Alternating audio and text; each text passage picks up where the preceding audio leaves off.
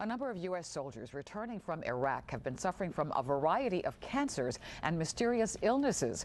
Some of them think they've been made sick by depleted uranium used in weapons by American troops. Leon Harris is here to explain. Leon? Maureen, before he went off to Iraq, Herb Reed had never heard of depleted uranium, or DU as the military calls it.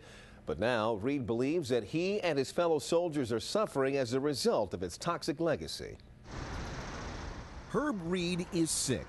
His symptoms today include rashes, aching joints, itching, and a burning throat. God knows what these pills are doing to me. And before I went to Iraq, I wouldn't even take an aspirin. Reed and other members of the 442nd New York National Guard returned from Iraq with similar illnesses.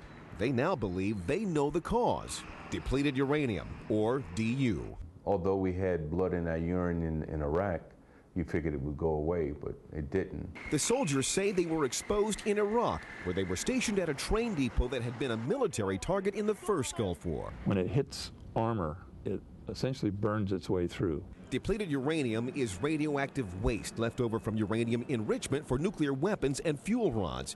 It generates enormous heat when used in tank-killing explosive shells. Now, Reed and his fellow guardsmen want to know if exposure to the radioactive dust from these explosions has caused their illnesses.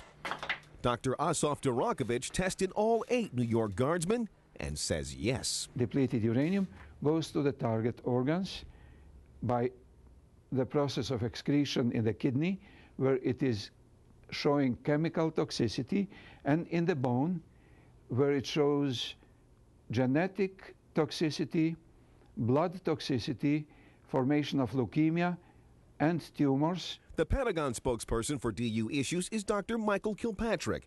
He denies DU is harmful. We do breathe natural uranium in. Again, we drink it.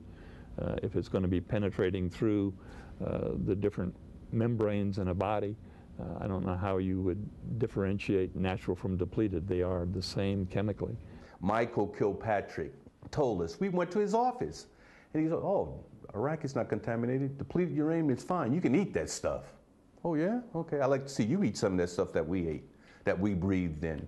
Now the soldiers have filed suit in federal court, claiming the Army knew DU was harmful and should have trained soldiers before they were exposed to it. Not only for us, but for every soldier that's serving out in Iraq right now that have families, this affects everyone. They hope the lawsuit will put pressure on the Pentagon to train and alert soldiers to the dangers of depleted uranium.